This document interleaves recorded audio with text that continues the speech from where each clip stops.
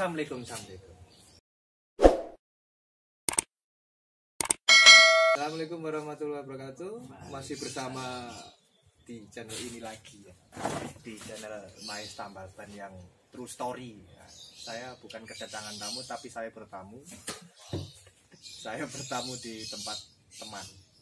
Rokok enggak apa-apa. Rawo. Paling main dolare kuning. Nah, perkenalkan diri. Nah, Mas ini itu punya cerita yang membuat orang yang mendengarkannya termotivasi. Seperti itu. Ada ya. Jadi termotivasi atau mungkin termehek-mehek. Enggak tahu. Nah, ya langsung saja silahkan perkenalkan diri dan ceritakan dari awal sampai akhirnya. Cerita yang mana, Mas? Los bebas. Oh, bebas. Ya, terima kasih. Mong Salam lestari. Jadi perkenalkan, nama saya, kalau nama sih panjang namanya ya. Biasa dikenal dengan nama Han. Gitu. Han Pantu. Agak besar sedikit Mas volume ya. Mulutnya Mas.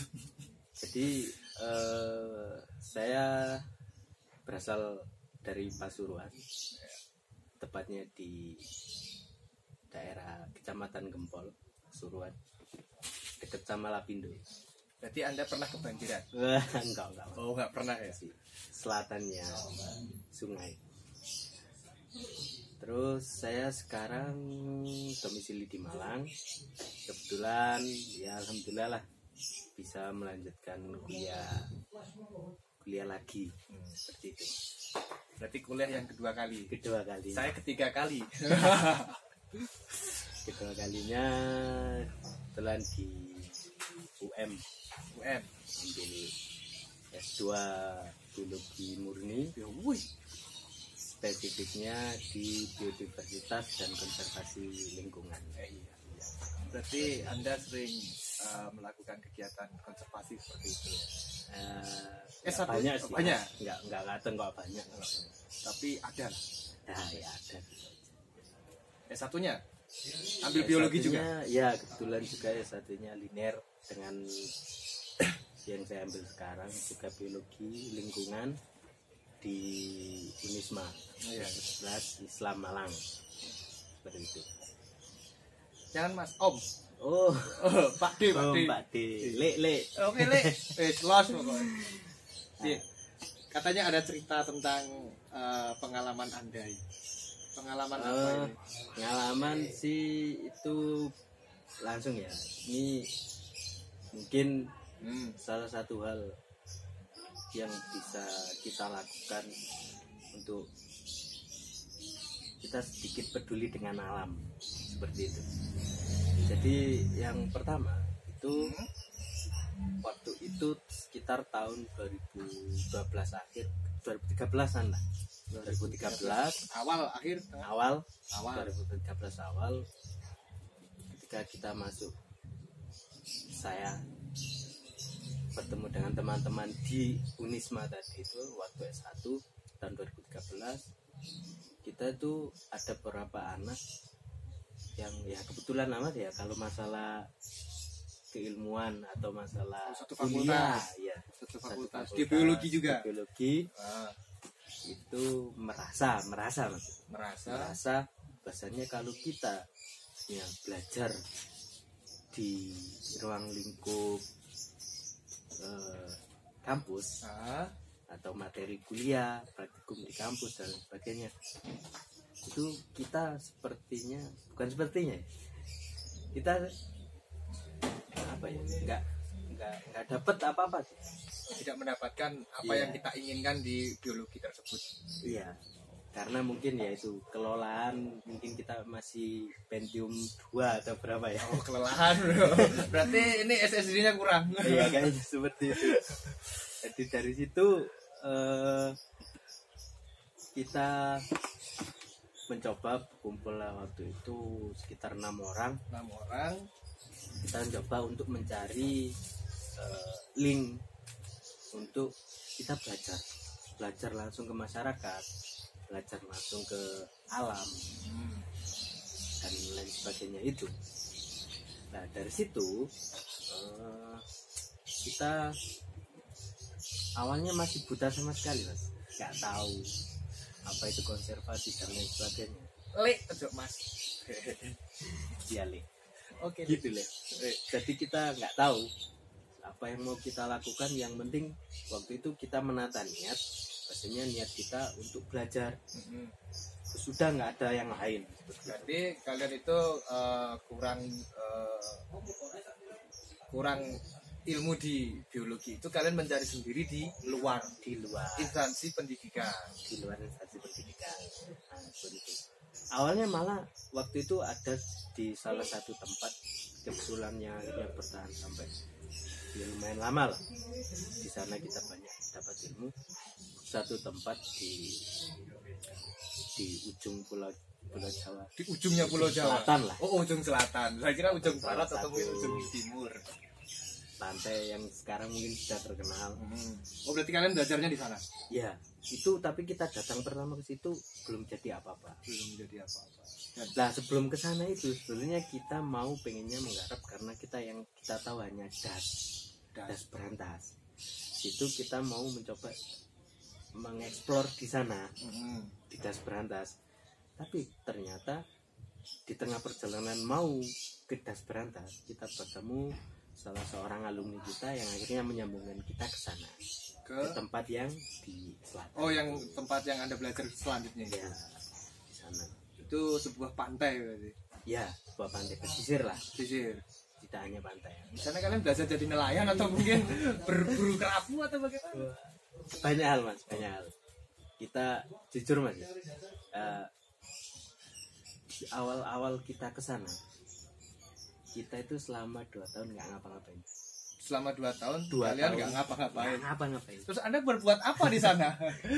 Jadi kita ke sana itu tiap bulan pokoknya di setiap akhir pekan, Jumat sore jam segini itu kita berangkat, pulang minggu siang atau sore. Selama 2 tahun. Kita ke sana, datang ke masjid. Terus Masjid. berinteraksi, ngopi dengan orang-orang sekitar. Berarti ngobrol dengan orang-orang sekitar itu untuk menggali apa? Ya, kita sebenarnya di sana, makanya kita juga kan namanya buta sama sekali ya. Kita nggak tahu apa-apa, kita harus melakukan apa juga nggak tahu. Kita cuma dikasih link orang sana gitu aja. Udah kita nekat aja berangkat tiap bulan.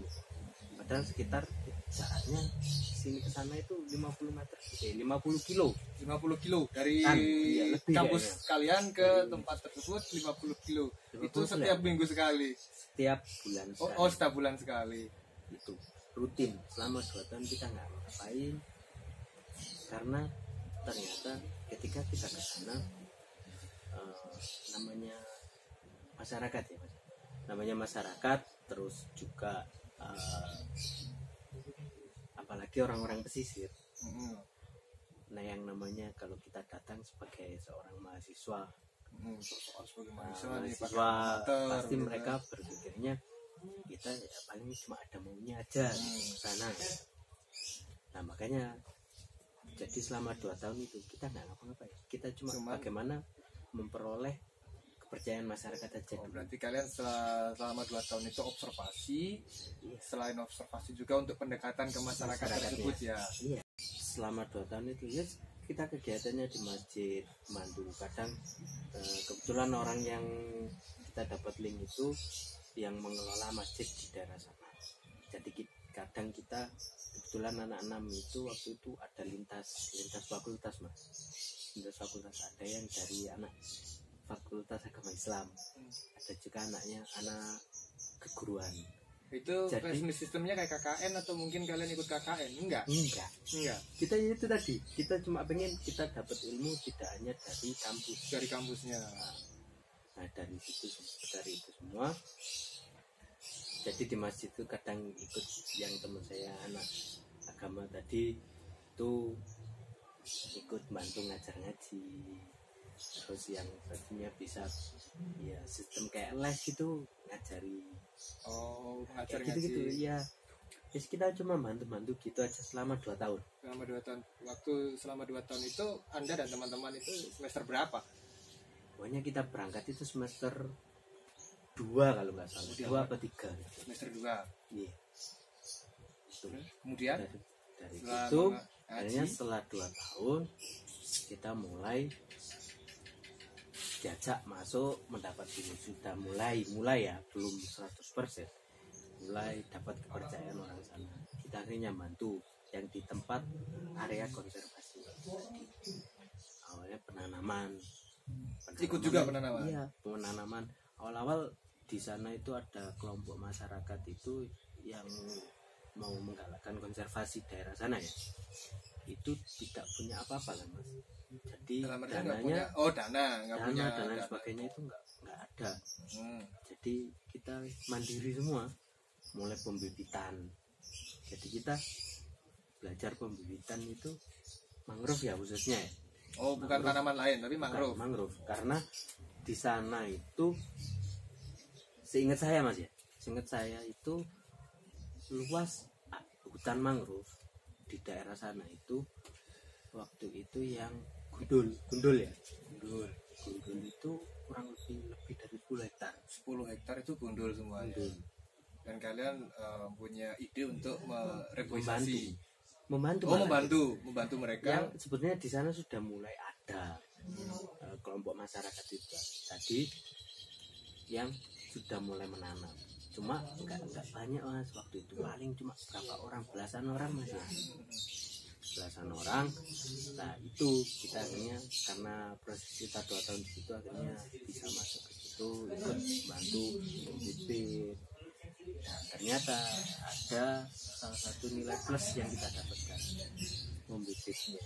Ada yang kita mencari bibitnya itu salah satunya mencari dari langsung tanaman. Oh, berarti kalian memperbanyak dari tanaman tersebut. Iya. Perbanyakan tanaman. Iya. Mangrove. Terus kalian ajarkan ke mereka atau mungkin Anda yang mendapatkan dari sana? Kita yang malah yang mendapatkan. Kalian yang berbisnis. Iya. Kalian yang mendapatkan. Uniknya Mas. Jadi kita jangan juga karena kita sok yang dikatakan katanya apa ya? Mahasiswa jadi mahasiswa yang dibulak apa? Agen of Ceng atau apa itu ya? The Legend of Eng. Sok-sokan gitu. Jangan. Padahal masyarakat itu lebih tahu. Ya, lebih berpengalaman lagi. Berpengalaman khususnya di sana. Lagian juga kan kalau kita dapat ilmu di perkuliahan, contohnya di A, tapi aplikasinya di B, itu pun sering kontra dari masyarakat ke mahasiswa tersebut. Apalagi saya nggak ada mata kuliah tentang pestisida. Sering sekali orang tanya-tanya tentang pestisida. Ya itu Mas, makanya kita jangan menutup diri khususnya sebagai mahasiswa ya. Jangan menutup diri dengan masyarakat terus mau melakukan apapun itu gitu. Jadi akhirnya di sana itu kita mulai menanam tahun berarti 2015. Sebetulnya sudah menanam sebelumnya ya. Untuk pembibitannya kita yang baru masuk itu sekitar 2015 masuk ke sana, masuk ke areal konservasi itu ikut membantu sekitar tahun itulah menanam yang dulunya itu kalau Masnya tahu tanah lapangan bola tahu itu nggak ada apa-apa. Itu kalau lapangan bola masih ada rumput. Itu nggak ada sama sekali, cuma tanah gitu. Itu akhirnya alhamdulillah sekarang udah menjadi hutan kembali setelah beberapa tahun kita menanam akhirnya sudah terlihat hasilnya. Akhirnya di sana juga menjadi kawasan konservasi kembali. Awal-awal dulu itu untuk rona awal daerah sana itu untuk flora faunanya cukup beragam. Jadi di sana itu banyak sekali, termasuk ada di salah satu pantai yang itu diprivatkan, jadi enggak sembarangan di karena itu tempat bertelurnya penyu hijau. Ya, ada salah satu, tapi itu dirahasiakan. Oh, di pulau Ya, sendiri. ada, dia di pantai. Oh, di pantai yang ikut di Jawa Timur ini, atau mungkin dia pulau sendiri di daerah lain, atau mungkin ikut Jawa Timur, Mas. masih ikut Jawa Timur, tapi dia pulau sendiri. Iya. Oh. Bukan pulau, Mas. Pulau. Ya pas. Oh, dia pinggir masih pantai. satu daratan dengan Mangrove tadi. iya. Oh, seperti itu. Iya. Itu- Jadi di sana itu awal-awal ya seperti itu. Rona awal itu kata orang-orang sering masih ada macan dan sebagainya. Harimau itu dulu masih ada karena mungkin kerusakan lingkungan itu yang terjadi, akhirnya banyak yang flora fauna yang hilang. Tapi setelah akhirnya kita waktu itu kita menanam dan akhirnya mulai balik, jenis makaka monyet itu kembali. Terakhir ketika saya ke sana tahun sekitar 2017-an itu ada tim riset dari sana itu tentang burungnya itu aja kurang lebih berapa ya? Udah puluhan spesies. Puluhan spesies di mangrove yang kalian tanam. Iya. Itu area yang kalian tanam itu dari 10 hektar yang kosong tadi atau lebih dari 10 hektar tadi? Itu Yang memakan kosong. waktu penanaman itu dari mulai pembibitan dan penanamannya itu membutuhkan waktu berapa? Ya kalau penanamannya udah mulai mungkin sebelum saya ke sana. Jadi mulai mungkin 2013, sebelum 2013. Sebelum Itu 2013. orang sana sudah mulai menanam. Tapi kekurangan pendanaan Dan lain sebagainya itu.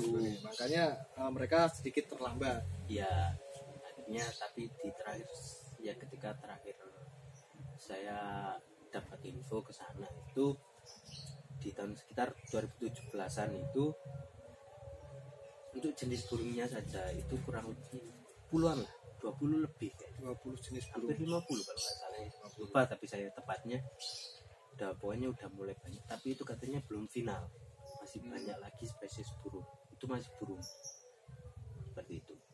Terus di sana juga ada salah satu mangrove yang daunnya langsung bisa dimakan itu, Mas. Ya tahu kan? Tahu. Tapi lupa namanya. Iya. Nah, di sana untuk makaka sendiri banyak sekali. Bahkan kalau masnya ke sana bisa beruntung ya, bisa lihat lumba-lumba. Lumba-lumba air tawar atau laut? Iya laut. Air asin. Asin. Kalau beruntung. Kalau beruntung. Iya. Itu Kebetulan saya pernah lihat. Iya. Pernah lihat. gemesin apa bagaimana?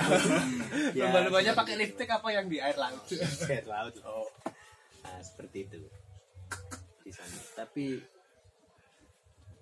ketika kita juga sebagai seorang yang melihat itu jangan melihat hasil akhirnya juga sih, Mas.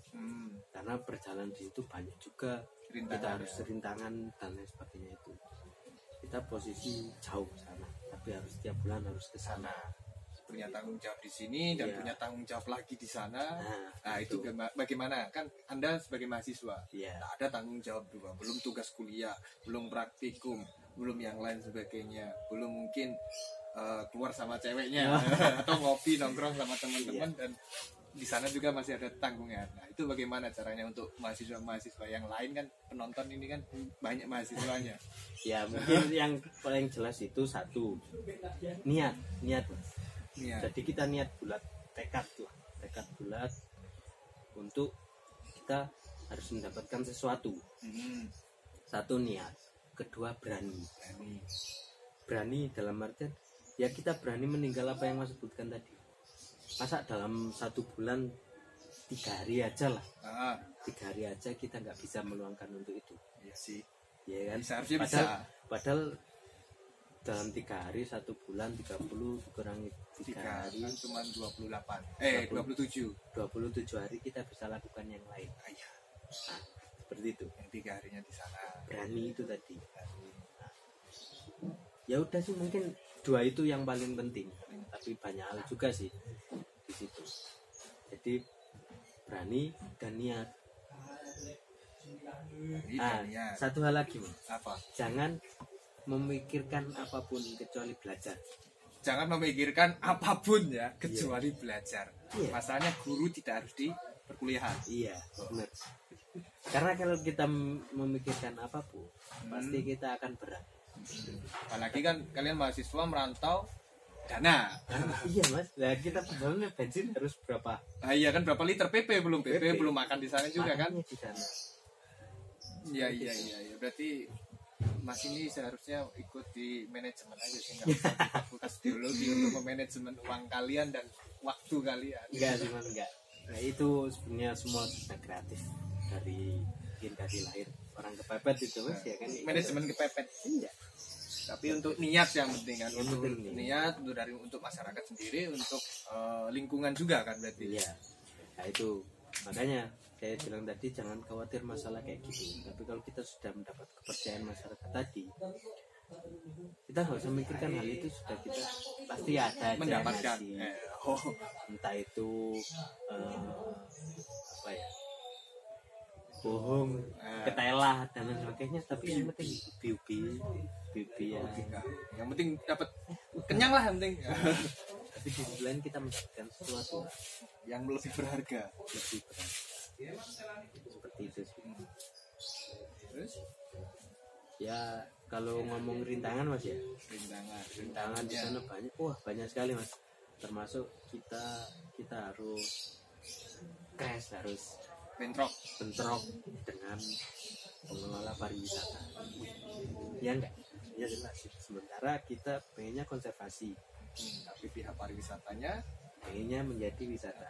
Tahu sendiri wisata di Indonesia, ya kan? Tahu gitu. Itu harus, itu pernah satu kali. Itu kebetulan yang ada area perbatas dengan salah satu area wisata. area wisata. Itu kan ada perbatasan juga. Perbatasan itu kita bikin pos. Itu kebetulan bukan saya, teman saya yang 2 orang tadi kebagian ikut ke sana. Itu sampai didatangi pengelola atau nggak tahu preman atau apa, sampai bawa barang mas. Bawa barang. Iya, bawa barang. Intinya ya, nggak mau lah itu dibuat Kalau konservasi mungkin yang preman tidak lah kan. menghasilkan- Iya. tidak menghasilkan uang, kayaknya itu lah. Oh, untung kan nggak ditebas. Kalau ditebas mungkin belum ada cerita sampai Ya, sekarang. makanya itu saya bersyukur. Resikonya berarti seperti itu sampai taruhan nyawa berarti. Taruhannya benar. Kayaknya sih bukan dari pihak pariwisatanya, tapi mungkin orang yang tidak suka dengan kegiatannya Om Han ini seperti itu kan. Makanya sampai bawa parang kan, orang pariwisata kan mungkin bawanya dokumen. Nah, ya itu. Makanya itu sih. Jadi yang Terus apa yang dilakukan itu kok waktu kejadian itu kan bawa parang. Ya. Terus yang teman Om tadi 2 itu ngapain? Lari atau ya lapor enggak, atau cuma bagaimana? diam karena kebetulan juga sama dengan pengelola yang ada di daerah situ atau warga setempat kan, yang nggak tahu, pokoknya intinya di sana sudah rembukan atau gimana seperti itu. Karena memang kebetulan perbatasan itu juga salah satu tempat destinasi kalau buat wisata sangat bagus sekali, karena di sana untuk komoditas terus flora faunanya itu lumayan. komoditas pertanian. Bukan, Komoditas flora fauna. Oh, flora faunanya yang lumayan untuk dijadikan uang tadi untuk Iya, wisata. mungkin itu bisa diarahkan ke sana gitu. Kan walaupun hutan mangrove, tetapi kan dibikin tempat wisata kan juga nggak masalah kan? Nggak masalah mas. Nah permasalahannya wisatanya, pengelolaan wisata yang sekarang kita, kalau nggak memang benar-benar dilakukan secara konservasi atau ekologi atau eko wisata, itu kan sama saja mas. Iya, sama saja sih, tapi Permasalahannya sekarang yang kita hadapi adalah mungkin yang mengelola, mungkin ya ini ya mas, saya nggak tahu juga, mungkin yang mengelola itu bukan orang-orang yang di keilmuannya. Jadi yang mengelola, ini tempat konservasi mau dikelola menjadikan pariwisata atau dalam arti ekowisata tadi, tapi yang mengelola orang-orang manajemen. Ya sama aja kan? ya sama aja sih, tapi nggak ada tapi Akhirnya kan ya yang mau gimana lagi ya, mereka yang nggak tahu itu. Mungkin itu juga lahan makannya mungkin di situ kita kembalikan menjadi konservasi, mereka kehilangan pekerjaannya di situ, diambil alih sama pihak kementerian tertentu. Habis itu mereka berarti bukan kementeriannya, berarti orangnya yang crash. Oknum-oknum kalau tadi. mungkin dari kementerian sih saya yakin pasti mempunyai program yang baik lah untuk masalah-masalah seperti itu, masalah konservasi dan lain sebagainya. Mungkin ada oknum-oknum aja sih, oknum-oknum yang menjadikan itu Sebagai lahan. entah apalah itu Oh lah ya, itu gitu. anu. Satu kata berjuta makna, anu. Seperti itu Mas.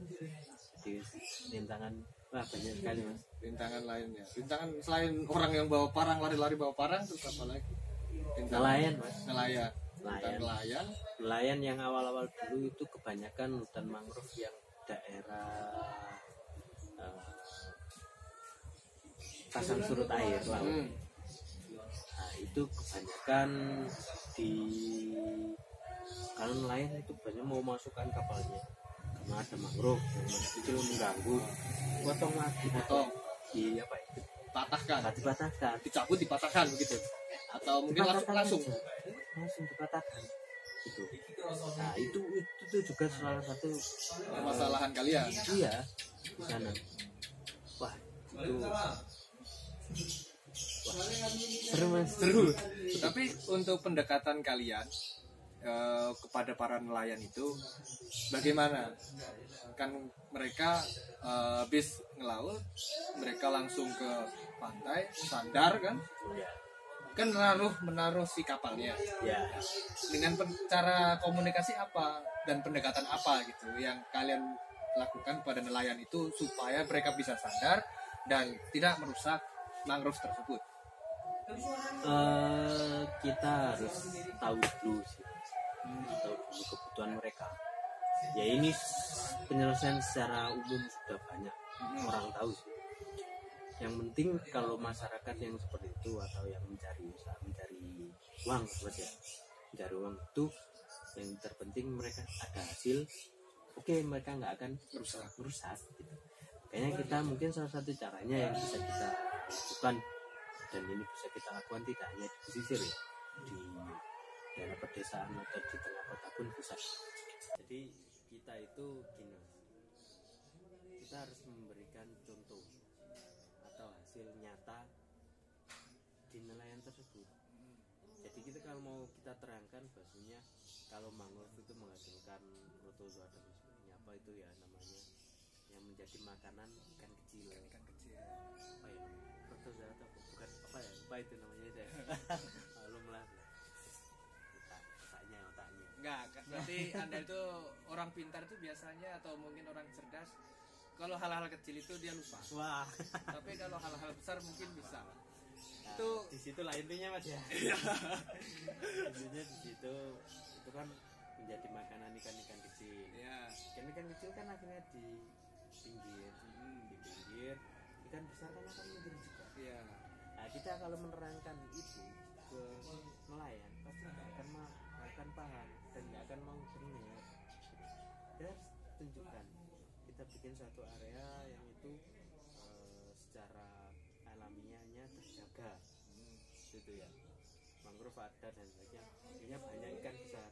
Ya kita ajak mereka lihat ini. Kalau ketika ada mangrove-nya yang terjaga, itu banyak ikan besar kan.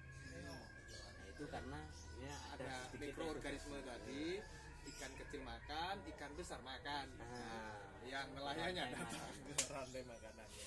Ya. Seperti itu Mas. Jadi ya kita edukasi seperti itu, akhirnya alhamdulillah masyarakatnya nelayan khususnya tahu dan mengerti, paham. Setelah itu tidak merusak lagi. akhirnya enggak. Jadi kita ada tempat areal yang khusus, oh ini tempat kapal, jadi jangan masuk ke selain tempat ini. Jadi yang membuat dermaganya dari kalian atau mungkin dari kelompok yang mangrove tadi atau dari nelayannya sendiri yang sudah sadar? Sebetulnya sudah ada dermaganya. Dermaganya sudah ada. Tapi ini kan dermaganya kan di sana juga kapalnya nggak satu dua Mas. Iya. Jadi khususnya di nelayan yang kecil-kecil itu. Oh, nelayan kapal kecil. kapal kecil itu loh, Mas. Iya, sampan-sampan itu. Sampan-sampan seperti itu. Itu sih Mas. Bayangan saya tadi sih kapal tuna atau mungkin kapal. Nah, Mas, kalau itu pasti dia akan bersandarnya kan ke Di- tempatnya, nggak Oh. mungkin di areal yang selain itu karena kan Siapa tahu ada Jack Sparrow lewat. Apa the Flying Dutchman. Sandar di tempat kalian kan lihat-lihat burung-burung. ya seperti itu semua permasalahan yang jelas dari itu semua ya. Kalau kalian mungkin yang nonton ini banyak mahasiswa ya, banyak mahasiswa itu ketika kalian mengaku yang katanya mahasiswa agen of change, jangan melakukan perubahan di kampus kalian saja, tapi bawa nama kampus kalian keluar ke masyarakat dan lakukan perubahan di sana. Oh plus orang anak mana ya? Oh peluru. Ya seperti itu Mas, seperti itu.